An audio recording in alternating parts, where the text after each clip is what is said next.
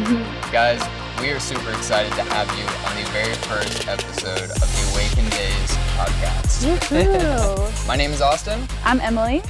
And we today are going to be kind of giving you a little background as to where we are today and how we got here.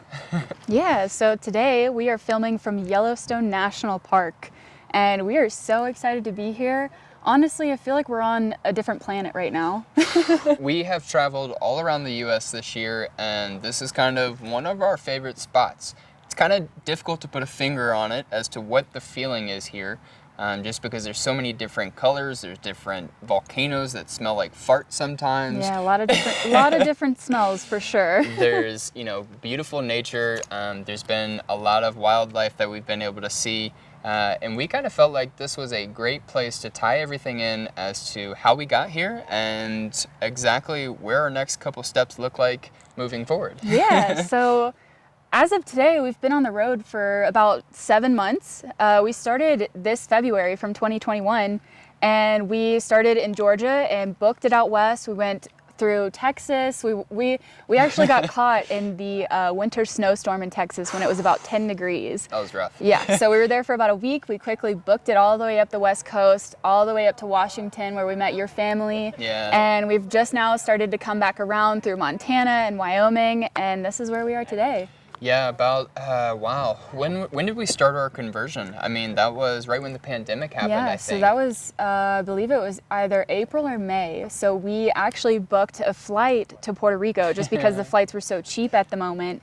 And about a week out from our flight, it actually got canceled. And so we are not really homebodies. We love to go out and do activities, to go hiking and everything.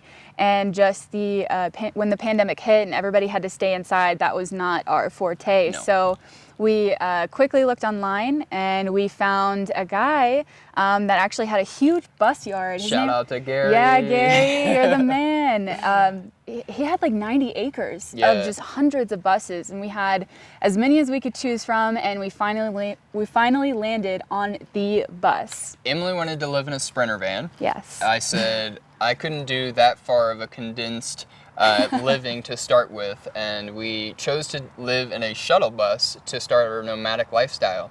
And just for background, Emily and I have known each other now for about 13, 14 years maybe. We met in grade school. We grew up a little ways away from each other, maybe only 10, 15 minutes. But at the time, that was long distance for us since neither one of us could drive. We dated a couple times, and usually long distance of 10, 15 minutes without having a vehicle caused me to say, hey, this isn't going to work. But that's the funny thing is that was the only thing that was keeping us from not being together. There wasn't a fight, there wasn't a falling out or anything. We always had so much respect for each other. And we're able to just come back together, and it was cool because we've been together officially for 3 years now, and it all started. Actually, I want you to tell it because I love it when you tell this story. Man, look, okay, so I have a lot that goes through my mind, and usually whenever I sleep, my mind doesn't turn off, and I actually go into outer space somewhere. And sometime when I was having a night's sleep, Emily's name just kept ringing through my head, and ended up actually feeling a strong pull to reach out to her. And I hadn't talked to her in... It was 5 years. Yeah, it had been like 5 years. And I had just ended a relationship. I had just graduated college. And I wasn't exactly sure my next steps. I was actually in a weird space. I was a little depressed. I was living in an in-law suite basement with my dog Zeus. Back home in, Lawrenceville, which I don't necessarily call home anymore. We've made home on the road. But I reached out, and it happened to, I think, be your birthday. It was my birthday. Yeah, that day, and I didn't know. So it was one of those things where people would like, text somebody on 11/11 and, the universe alignment. But like, that was really universal alignment. I called her over, and we had like a 3-4 hour conversation, and that was just like we had picked up and never left each other. And that to me was so impactful, to be able to have a genuine conversation and be so open with each other. So yeah, it was a rekindled flame that never really died out. Yeah. And it's just been, ever since then, a growing experience for us to build the relationship that we want. Yeah. And it was really cool just because when I met you at your place, we literally just talked for hours. And it was honestly like no time had passed, even though it had been 5 years later. And I just remember leaving your house. I got in my car and I just had the biggest grin on my face. I couldn't stop smiling. And I just kept saying over and over again, I was like, oh my gosh, oh my gosh, oh my gosh. Like I just had butterflies and I'd never felt that way before. I mean, we'd both been in relationships since we met and just have learned so much. And that just felt so right. Like that was just, it was like you said, universal alignment. We kind of told each other, we were like, we had to go through the experiences that we did in order to kind of come together the way that we did. Yeah. You know, a lot of our traumas from previous relationships, you know, whether it was self-caused or, you know, put upon us, has really helped us build what we have today. And for that, I'm forever grateful. Me too. So yeah, you know, had the dream, and I would say a couple months after that, somehow I convinced you to move in with me. I think you were still living at your parents' house at that time. Well, no, we gotta back up a little bit. Okay, where are we going to? Okay, so after we had that connection, I think it was a month or so after that during the summer, I went to Europe. So I was doing a study abroad program with my college at the time, and I went to Europe for 2 weeks. And this was like, as soon as we started, whatever it was that we had. She left again. I left. Long distance. Yeah, and also it was like a 6-hour difference. So we were trying to talk to each other at like 5 a.m.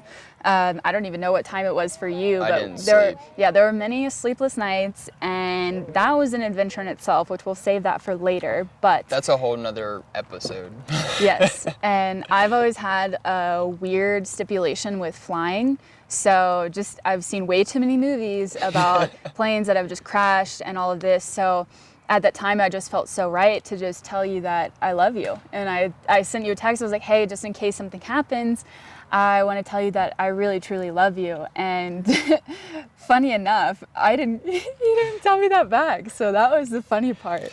I just wasn't ready, you know? It's like...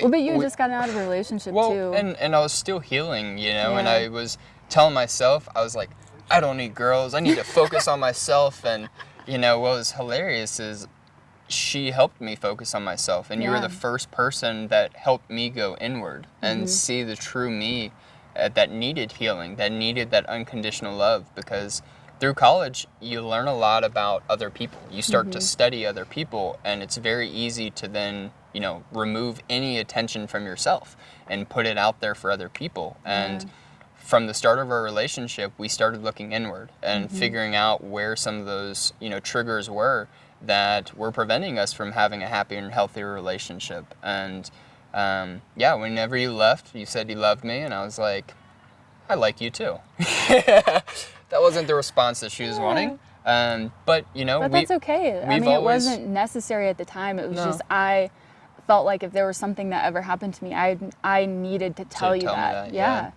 And I think it's so beautiful just from, I mean, we were both healing at the time. Like, it was really interesting because I had just gotten out of a relationship a few months prior to him reaching out to me. And at that time, I told myself, I was like, you know what? I'm going to put myself first, because I had never done that before. Like, I was making myself a priority. And once I did that, that is how we came together. Really, yeah. Yeah. And it was beautiful to see, like, your transformation as well, because you'd gotten out of a long-term relationship. And, I mean, you were completely heartbroken. Yeah. But it was amazing for me to be able to witness you coming into your power, because you are who you are, and you had to change that a little bit for somebody else because they didn't fully accept you for who you were. Yeah, that was the biggest thing that I think made me recognize I was in a very amazing space with you. Is every other relationship had kind of ended, not because I was doing something wrong, just it was based upon my belief system. Yeah. And everybody was wanting to change my belief system on the way that I viewed life. And that was interesting, because from a a man's perspective, you want to try and always make your woman happy, and you'll do anything and everything. And that anything and everything came at my own cost.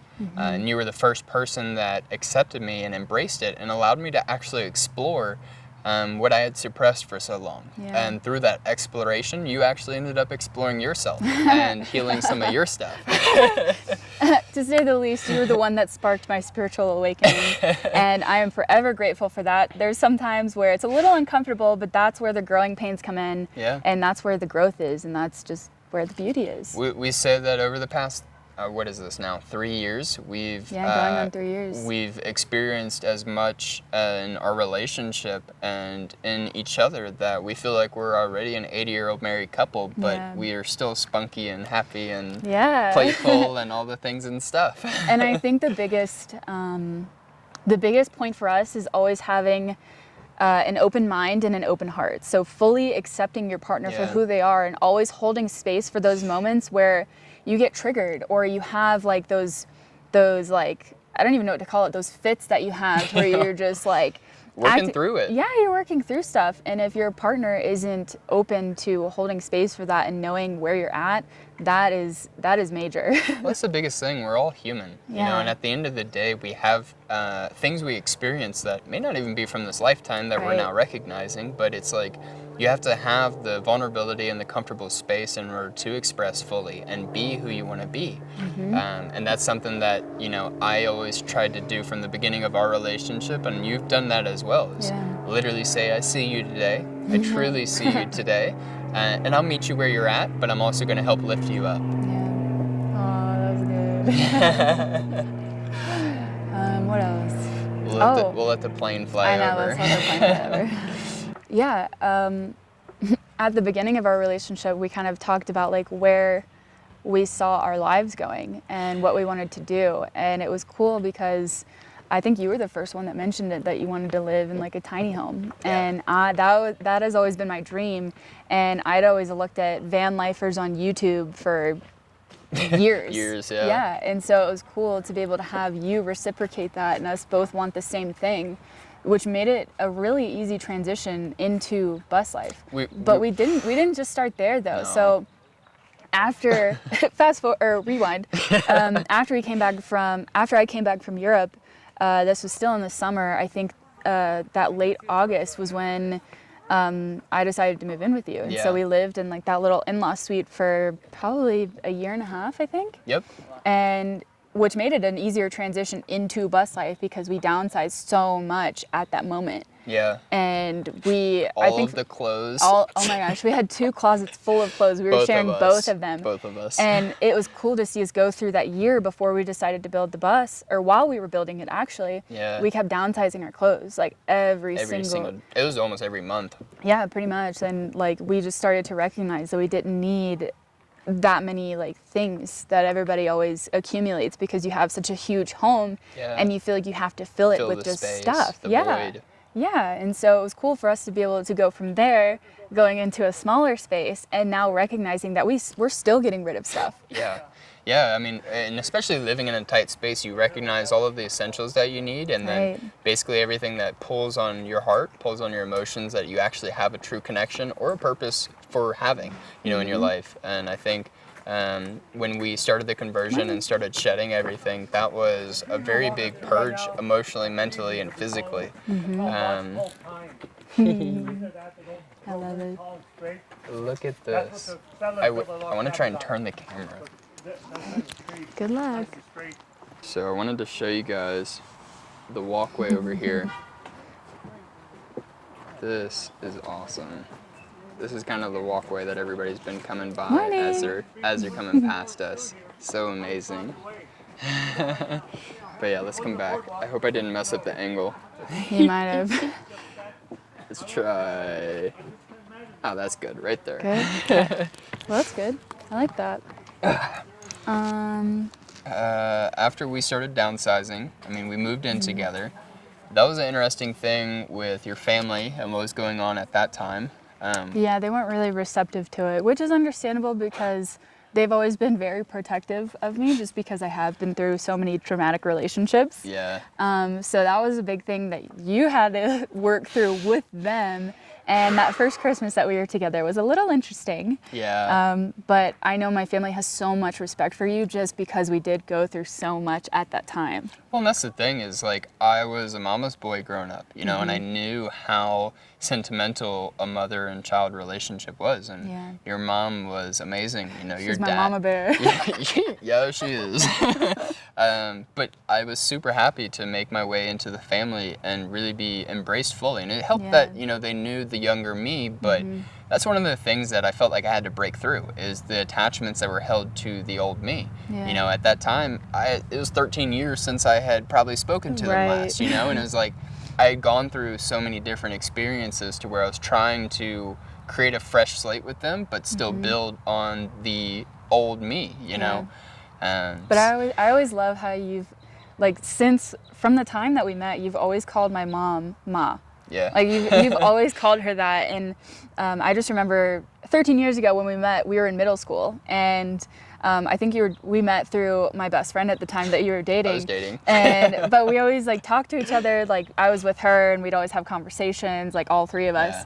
But it was cool, like, after that relationship ended with you guys, you always, like, stayed connected with me. And you would, whenever you went to high school, because you're a year older than me, you would walk, because the middle school and the high school were right across the street from each other. And I would walk from middle school to the Tequila Park every day, because that was like our carpool, like, parking lot. And you would always walk over after school and hang out with my mom for probably like 2 hours until I got out of class. So I just loved that, and it was just cool just to see, I guess, everything from that point and how everything played out until, like, where we are today. I know if you want a good relationship, Yeah. you need to have a good relationship with the family. And family is important to me, as I know it is to you. And, you know, that is a staple in a lot of relationships. And whenever there's conflict there, it makes sometimes internal conflict for the relationship. You know, how many times when we were going through that growing process, you know, did we start to then have internal issues? And I was like, look, like, these aren't even ours. You know, it had nothing to do with our relationship. It had to do with my relationship with the family. So coming to a Jesus meeting with your family, literally, that in itself was a big pivot to show, hey, I am, you know, a little different. I'm a little more matured now. And I have been through my own shit, and I'm ready to not hurt her and take care of her as well as she take care of me. I was like, I needed you just as much as you needed me at that time. And I just knew that, like, I just knew that we were meant to be together, and I was going to do whatever it took to make our relationship work. Like, that's the thing is, like, I truly have always loved you. You are my soulmate, 100%. We've spent so many lifetimes together, but I was always going to fight for this because it is so worth it. And both of us have never been happier just from reconnecting and living and doing life together. Like, we've experienced so much. We're literally like an 80-year-old couple living in a bus.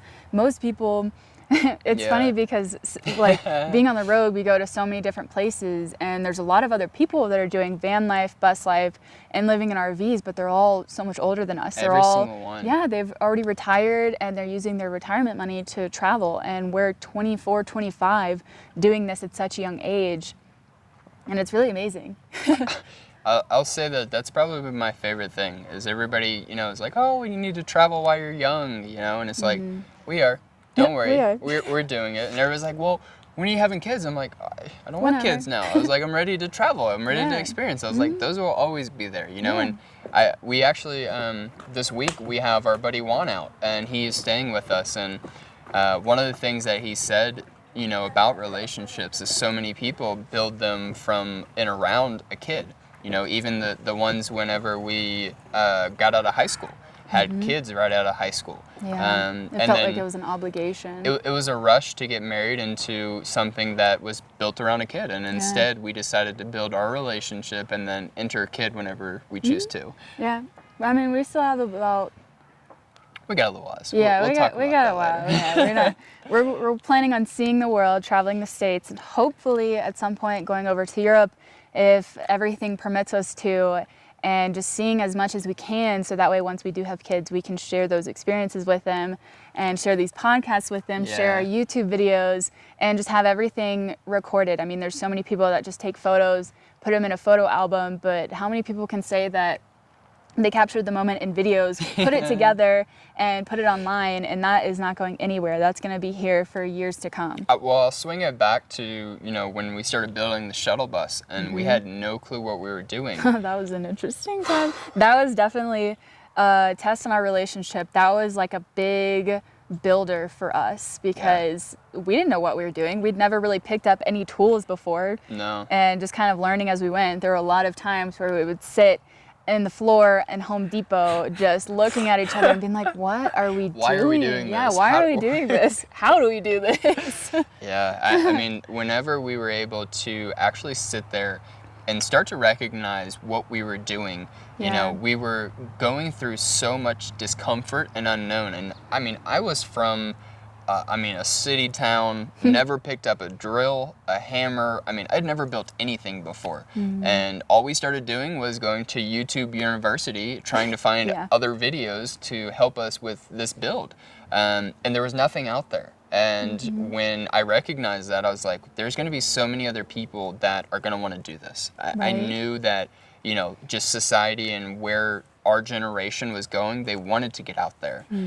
So being able to then record our entire conversion and then piece it together, like, I'm not a video editor. We had never done this before. And it was like, all we knew was just being genuine and sincere with the entire process, and hoping that we were just providing additional value to those who came. And we did not recognize the impact that it was going to hold. And, the messages that we've received while we're on the road, people who have started their conversion now are done and ready to meet us on the road. Like, it's so cool that we just had a little impact and a big enough impact to then move forward with building a relationship with like-minded people in the same space. Right. And I'm just thoroughly impressed that we actually did the entire conversion in about 7 to 8 months. There's so many people that it takes them a year, 2 years, 3 years for them to fully complete their bus. And we did it while working full-time jobs too. Yeah, that was like any free time that we had, we were at the bus working, building on the weekends. That's all we did. We really didn't take many breaks. Just because we knew that once we were done, we'd have as much time as we could. Yep. Well, now we've got enough time to where we're able to do stuff like this, be very intentional. We've been able to build really good schedules Monday through Friday. We still plug in and work I don't work a job. I guess I own the company, but I mean, still being able to, though, enjoy Monday through Friday as a workspace and plugging into, society when we need to, and then on the weekends coming and disconnecting to places like this. And to me, it feels so much better being out here than it does in the city, and it's like, it's difficult. People come here for vacation, and we've been on a 7-month vacation. It's like every single day for me is a brand new day where I wake up in paradise. And that's something that we've had some friends out here that they then go home and they struggle to reintegrate back into society, and it's like they get a taste of what it's like. We're trying to show people that this is possible. I mean, this entire journey, we didn't know what we were doing, and we just had so much drive and determination to not just build the bus and get out here, but to... Oh, that's a fat bunny. Oh, I thought it was like a huge, I didn't know what it was at first. Sorry, I just bunny. got, that was like completely sidetracked, but Man, I was going in, I was about to give them the purpose, and I thought there was a bear running by. Squirrel. You see him? It was huge. Yeah. That's hilarious. Sorry. What was it saying? Squirrel moment. I don't remember. I'm sorry, I got really sidetracked. Okay. Okay. That's not the first. No, I know. I was just saying, though, like, the process of everything has been just to show people that this was possible. Yeah. And I remember even in the first YouTube video that we made, that was our intention, to show, like, we are not building experts, we're not travel experts, we are just love experts, trying to figure out our love language with each other and this world, because at the end of the day, you have to find your comfort in this world. And a lot of people avoid that through distractions and through toxicities and sins that don't necessarily fuel their higher purpose. And through our filtration system that we've created in this lifestyle, we've really found what resonates with us, and it's made our relationship what it is, and will continue to thrive for years to come because of it. And I know laying the foundation is sometimes difficult, working through those triggers, but at the end of the day, I wouldn't want to do it with anybody else. No, me either. And I just love how we hold each other accountable for those moments where we call it the 90-10 rule. So we have 90% of the time our amazing personalities, attributes, and then 10% of the time is like where we have those traumas, those like, limiting beliefs, scars, wounds. Yeah, and so when we sit in those in that 10%, it's amazing to have a partner that recognizes that and can help push you through those moments, those uncomfortable moments, and that's what makes our relationship so much stronger. I always like to call it putting us into the fire, like we throw ourselves into the fire every time. Yeah, but we have each other to be able to work through those moments, and I think that's so. Yeah, we dance in it. We dance in the fire, and that's so beautiful. Yeah, I agree. That's the biggest thing for me. Was being able to then take some of those moments and grow through them, where that cripples a lot of other people and a lot of other relationships, and holding space has been really huge for us. Living in the bus has been a container for us to allow each other to just be vulnerable, share space, and open up a place to just be.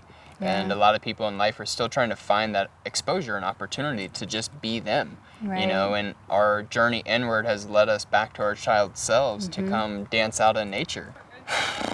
I want to just kind of wrap it up and come back center from a space of leading into like another episode almost. So I just want to kind of speak a little bit about what is to come from us.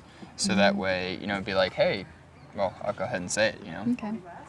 And I'll fill in. I'll fill in that's the fine. gaps, all right? Well, and that's part of the journey for us is like we are out here just creating, and we're making sure that everything that we create comes from a place of genuine, heartfelt, and just very transparent and open.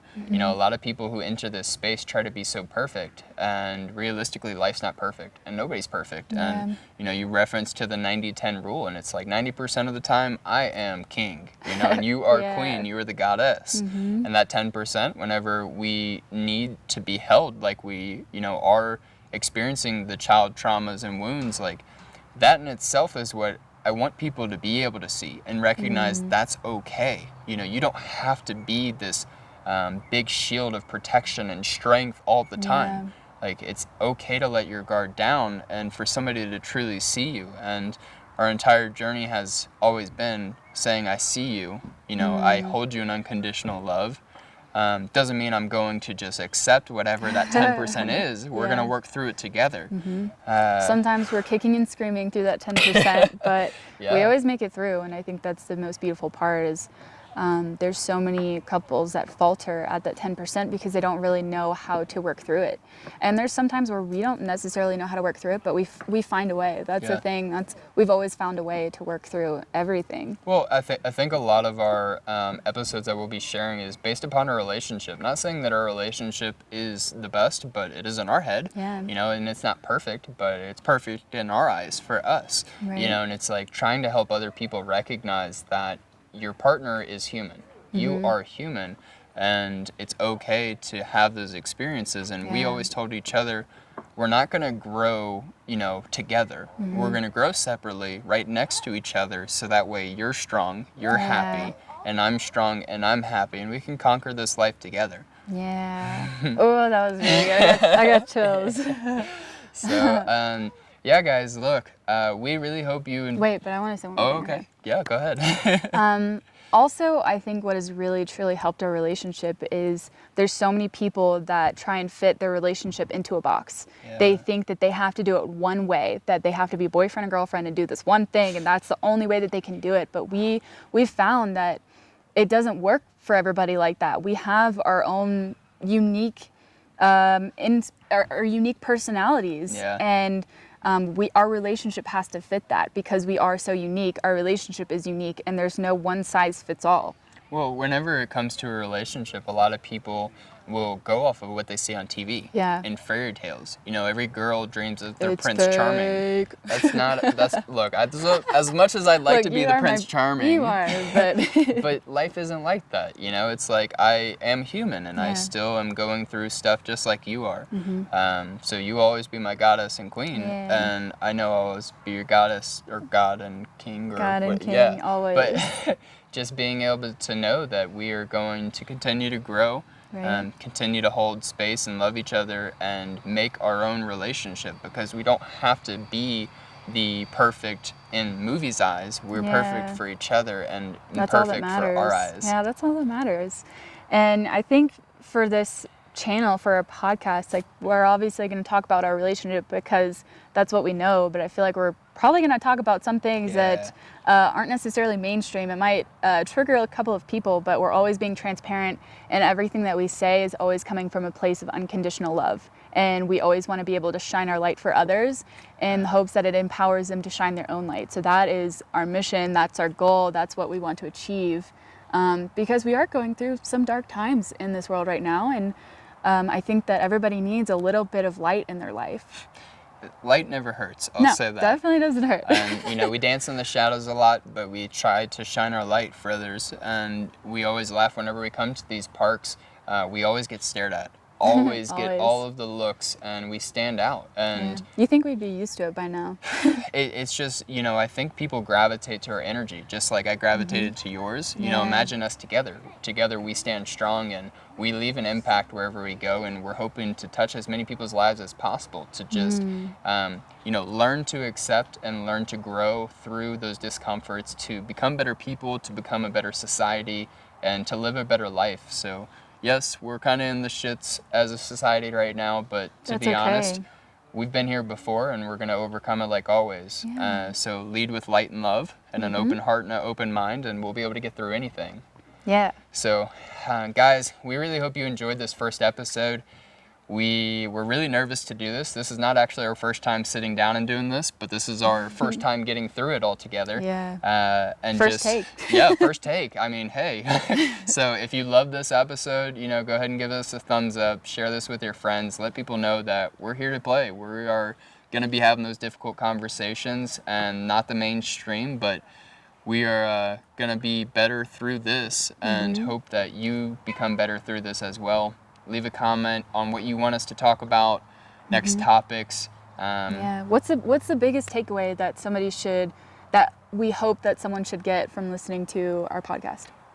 Okay, biggest takeaway is knowing that you're seen. Yeah. And knowing that there's somebody out here that will hold space for you to be understood at the end of the day. Because to be understood, you have to understand yourself. And a lot of our journey over the last few months has been about finding our own understanding and sharing that with each other. So my takeaway for you right now is understanding it's okay to be exactly who you are right now in this moment. Yeah, because it's so beautiful. You are beautiful, and you know that to me is that's the biggest takeaway. Literally, you know, we see you, we hear you. And we're here to help you grow through those discomforts, just like we've done with each other. Yeah. So, Yeah. Guys, thank you for listening. Thank you for tuning in.